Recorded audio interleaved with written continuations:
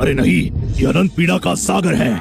हम दिव्य प्राणी भी इससे नहीं निकल सकते। चिंता मत गुरुकुल के आचार्य, आप तो साम्राज्य में सबसे शक्तिशाली है, तो हम जैसे जीवों पर अपना समय क्यों नष्ट कर रहे हैं? मैं अपनी ही इच्छा से यहाँ पर आया हूँ। मैं 10 वर्षों से तपस्या कर रहा था, परंतु ऊर्जा की शुद्धि नहीं कर पा रहा था, इसलिए मुझमें दिव्य परिवर्तन नहीं आया। ऊर्जा की शुद्धि, तपस्या? हम सब दिव्य प्राणी हैं, परंतु आप हमें सरलता से दबाए रखते हैं। आपको क्यों तपस्या करनी पड़ रही है? आप इतने शक्तिशाली है, आपने तो अनंत पीड़ा के सागर को भी इस छोटे से तालाब में बदल दिया। मैंने तुम्हें बताया तो था, पर तुम लोगों ने विश्वास ही नहीं किया। जाने दो। अफवाह फैली है कि आप दिव्य प्राणियों का सेवन करते हैं, उनका शिकार करते हैं। हमें बचने के लिए वार करना पड़ेगा। मेरी अग्नि आपको जलाकर राख कर देगी। आचार्य, मृत्यु के लिए तैयार हो जाओ। ओह, अच्छा।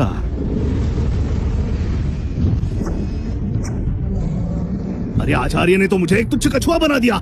मैं तो थक गया। कैसा आदमी है, मछली पकड़ते हुए भी थक गया। छी। आचार्य जी, शिष्य दीक्षा समारोह आधे घंटे में प्रारंभ होगी। राजदूत ने आपको निमंत्रित किया है। ठीक है, मैं देखता हूँ। अवश्य।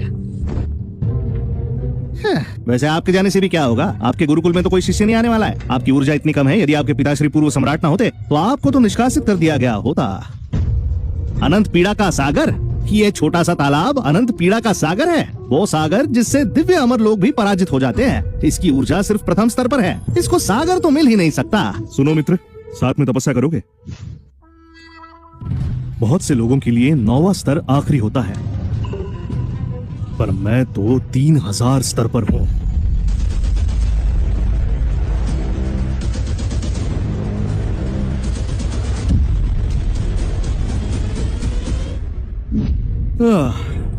बहुत लोग 9वें स्तर पर आकर ऊर्जा की मूल धारणा स्थापित करते हैं। स्वर्णिम स्तर पर आने के बाद महागुरु बन जाते हैं। योद्धा योगी का स्तर पाते ही आचार्य बन जाते हैं। आखिरी स्तर होता है दिव्य शक्ति का।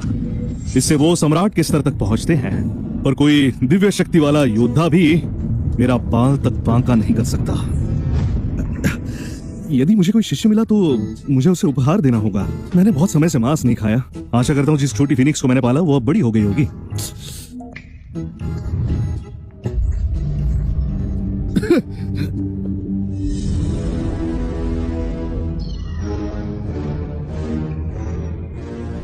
मैं तो सम्राट के स्तर पर हूँ। आकाश और भूमि में मैं सर्वश्रेष्ठ